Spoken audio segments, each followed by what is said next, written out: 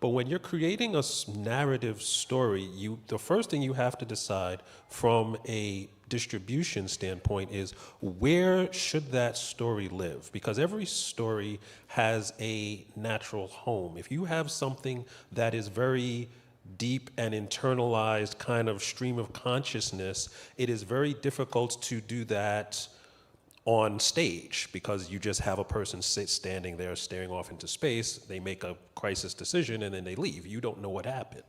But it's easier to put that into prose because then you can actually go into the head of the character. So that story has a much stronger life there.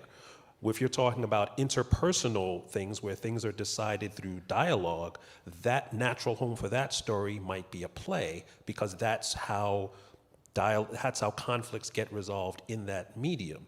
If you have like what's called an extrapersonal conflict, whether it's a war or a natural disaster or something, a grand spectacle, that makes more sense on film or television because you can actually depict those scenes. The magic thing about comics is, and this is what people who don't read comics don't understand, is that all three of those things can actually exist in a comic on the same page, on the same panel.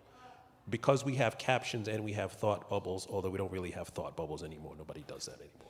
But you can look internally to the conflict of the character, you can do interpersonal things with dialogue, and you can do the most spectacular scenes that even with CGI is very difficult or very expensive to capture. So when you talk about narrative and how to build that in comics, I think one of the things you have to look at is where your conflicts are and how you're going to depict them on the page.